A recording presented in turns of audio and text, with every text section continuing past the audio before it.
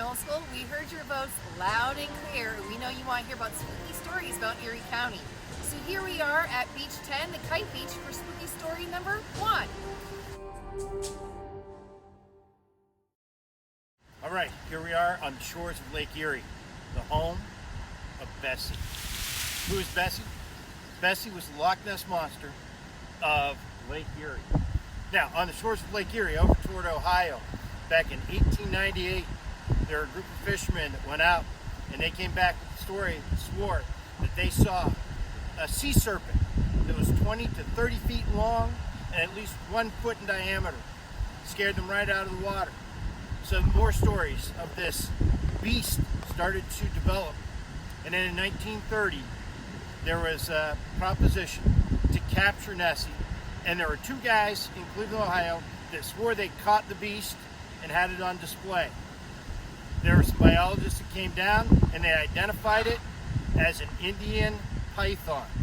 Well, the one guy actually was part of a circus, and they believed that it was his python because mysteriously the 2 guys were gone out of town, never to be seen again the very next day. Well, the story started to resurface in the 1960s, 70s, and 80s. There was a fisherman over by Sandusky, Ohio. 2 guys that went and got ready. They went out fishing. They're out fishing, bringing up their lures for the day, and all of a sudden, on a calm day of Lake Erie, their boat started to rock. And they looked down in the water and said they saw the black beast. And it was bumping their boat, trying to tip them over. And they were holding on for dear life until it finally gave way, and they got back to shore to tell the story. So the people of Cleveland, a couple business owners, put a bounty out on Bessie's head. They put together a $100,000 reward for anybody that could catch Bessie. Unfortunately, Bessie has never been caught. There are some marine biologists who believe that people have seen a large creature, but it's assumed to be what's called a lake sturgeon. These sturgeons happen to grow up to 20 feet long and can weigh in excess of 300 pounds. So is Bessie real? We don't know, but be careful on the water. All right, and we're going to head to spooky story number 2 at Beach 6.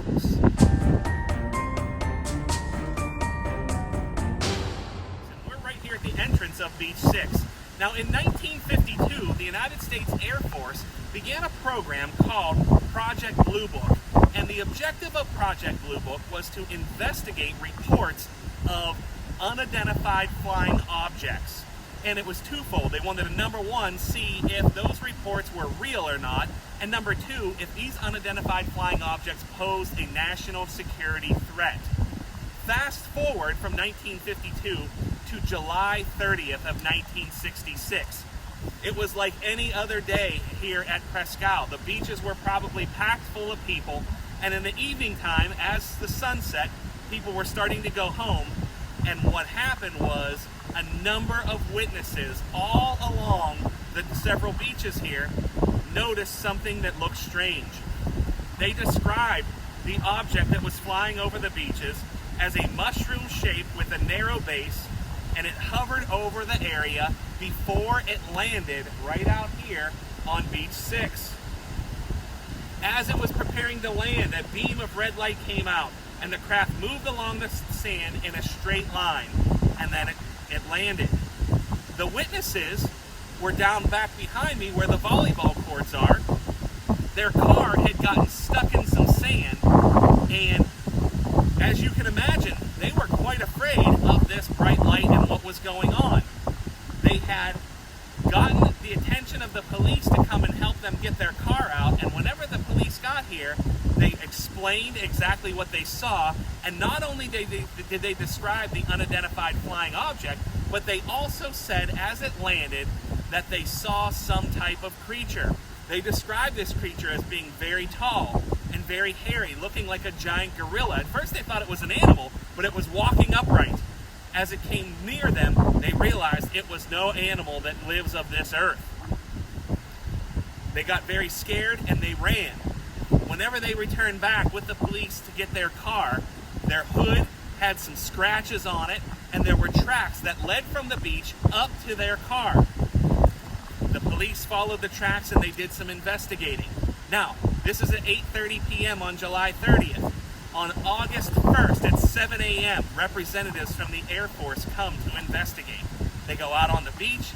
They find tracks out on the beach that they take some plaster molds of. They find a strange liquid out on the beach that they can't identify, but they realize it's safe, it's not radioactive.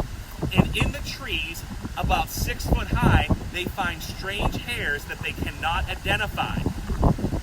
Now, that Project Blue Book, it lasted from around 1952 into the early 1970s where they did this investigating.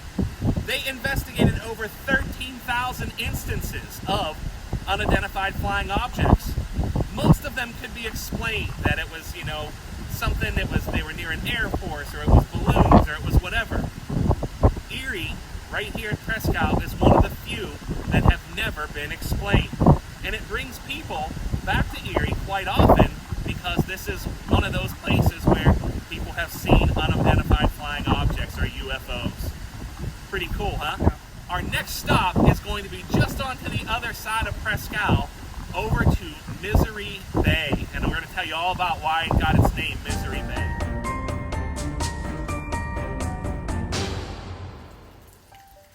Hey, so we're here at Prescott State Park, and you can see right behind me is the Perry Monument, and also right behind me is what is known as Misery Bay. Now, it wasn't always called Misery Bay. Back during the time that they were building the fleet here in Lake Erie, this little bay behind me was called Little Bay, right? And after the Battle of Lake Erie took place in September of 1813, all of the ships came back here into Erie, inside of the confines, the protected confines of the bayfront, and they came back for repairs and for the soldiers to tend to the wounded and everything else. From the end of the Battle of Lake Erie until 1815, there was constant rumors and threat of British invasion.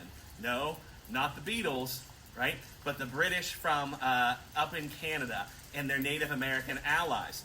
So they had to continue to keep soldiers stationed here in Erie to protect our interests on the Great Lakes. In fact, they sent double the number of soldiers. There were about 4,000 soldiers here in Erie, which were way more people than lived in Erie at the time. Now, while these soldiers were stationed here, particularly in 1814, many of them had contracted smallpox. So they were sometimes sent from over here on the fort, the blockhouse at Fort Prescott. They were sent over here into this little bay and had to stay on the ships, and they were quarantined on the ships. Okay? Now, we all know what quarantine means because we've been dealing with that a little bit here ourselves, right? So they had to be quarantined on those ships. Many of those soldiers died during that time period, and the conditions on those ships were just miserable. When those soldiers died, they were taken across the street to a pond, and they were interred or buried right there in that pond. That pond has become known as Graveyard Pond.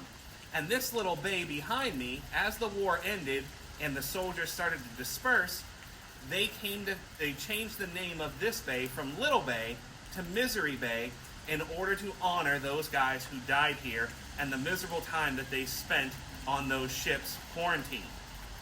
Another interesting fact is after the war had ended, the ships, the Niagara and the Lawrence, they were just parked right out here in this little bay.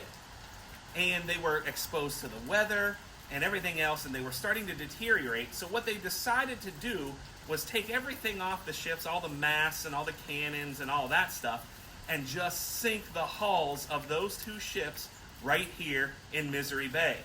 And they stayed there for a good long time.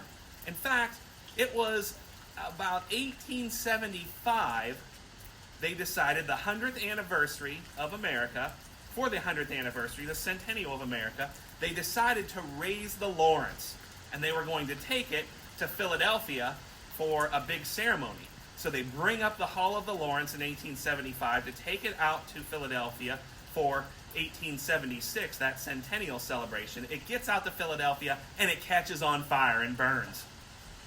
It was a few years later that they decided that they would bring up the hull of the Niagara for the anniversary of the Battle of Lake Erie in the War of 1812, and they brought it up, and it went through a number of different repairs. It eventually burns all to pieces in a warehouse fire, and now they have a rebuilt version. So the version that we see sometimes when we're out on the lake or we're at the beach, that's not the real Niagara. That is a replica of the Niagara. It doesn't have any of the real parts, but it looks exactly as the Niagara would look. It's the same size, the same shape, has all the same instruments, plus an engine.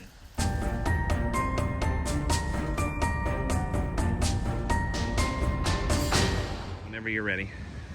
Here we are at our final destination for this week's episode on spooky Erie history. And we're here at the Erie Cemetery. The Erie Cemetery was established in 1850. There was a huge movement in the nation to create these vast, large landscapes for burials. This is 75 acres. 75 acres, there's room for 50,000 burials here. It was the first public park in Erie, Pennsylvania, and anyone of any denomination can be buried here. And there's a ton of notable people in Erie history that are here.